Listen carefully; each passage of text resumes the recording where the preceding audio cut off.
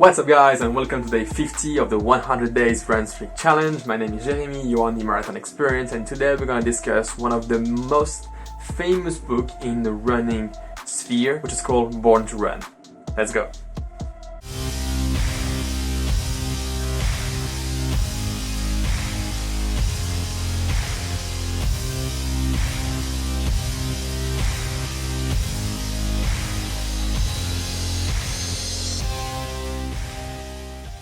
Sometimes, all you need to do in order to achieve a great and very challenging objective of yours is one example. Just this one example that is going to set you onto the course of achieving this objective. For me, the example came with the book Born to Run. This book was offered to me by Margot. It's actually a different edition that you're probably used to. It's a French one.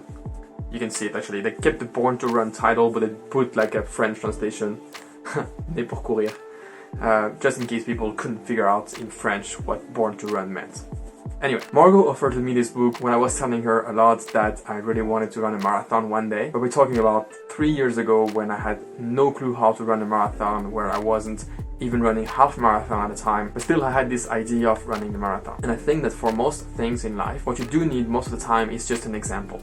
Someone else that has done something that you wish to do and inspire yourself to do it. You see, in my family or close friends, I didn't know anyone who had run marathon before, and although I knew the concept and I knew some famous people who ran marathon, like Olympics and stuff, I never had a practical example of someone who did. That is why when I met Margot and her family, who have a lot of marathoners in it, there was some sort of a click for me and realizing that yes, this is achievable. Lots of people that we know, lots of people around us are able to run marathon. And something that seemed to me completely impossible and very far-fetched that I would ever be able to run for 42 kilometers or 26 miles then became an objective and something that I really wanted to achieve. That is why Margot offered me this book, and I do think that this is the best thing you can offer to someone who wants to achieve a running goal. The book doesn't really answer the how, but it does answer a lot the what and why. When I say it doesn't answer the how, it's because this is not a how-to book.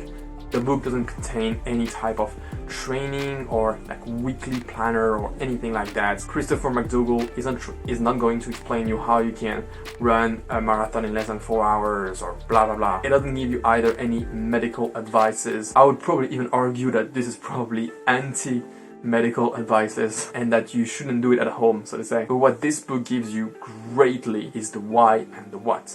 What are you really able to achieve, and what is the reason behind it? Why would you do it? That is why I think this is the most inspiring running books ever, and everyone who wants to achieve great things in running and push themselves out of their comfort zone and increasing this comfort zone have to read this book. If you have watched some of the other reviews that I've done of books before, you know that I don't like to spoil and explain from A to Z what happened in the book, because then I don't think it's even worth for you to just read it. So just as a quick summary, the book is basically about Christopher McDougall, who don't understand why he's injured so much because of running and why he's feeling so much pain. And when he hears about this tribe living at the border between US and Mexico, who is apparently able to run for hundreds of miles in one day in very basic apparel and shoes, he then decides to discover more about this culture and who are they and how are they actually able to achieve all this running in such a basic equipment. This is very much the beginning of the book, and it's gonna be so much more, honestly. There are thousands of characters that you really have to discover. That's probably one of the best things of this book, is all the portraits that you can see from other great runners and great characters. You'll see Caballo Blanco. You'll hear about Scott Jurek, which is very funny, by the way, because in Scott Jurek's book, Eat and Run, there are actually some crossovers with Born to Run, the book, and I don't know about you, but I love crossovers in books and movies. Like, it always feels me that everything is connected, and I just like this feeling. So definitely go ahead, read this book. I actually read it on paper, but I also listened to it with audiobooks while I was running, while I was preparing for my first marathon, and I think that was a tremendous help. It gives you so much inspiration. It's most of all an adventure book that shows you how far you can go when you're really passionate about something and when you really want to understand the truth about something, to the point that I think it would be also very interesting for someone who's not a runner and who has no inspiration to running. I think this book could still have a lot of value for them. That's it guys, I hope you liked this video.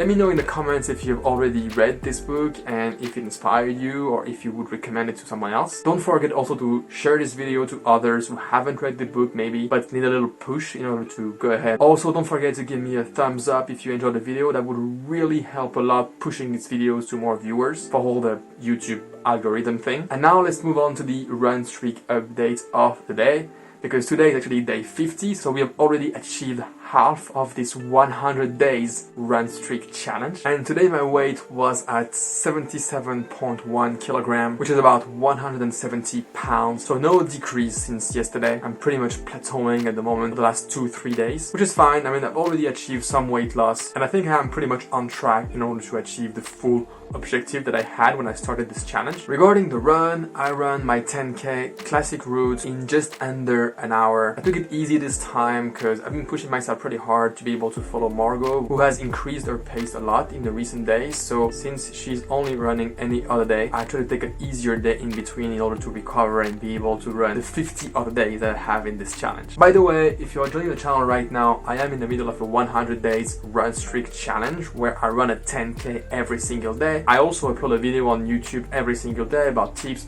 feedbacks, advices about running, sometimes book review as well. So if you want to be part of the journey, go ahead and hit subscribe, hit the notification button, and I'll see you tomorrow.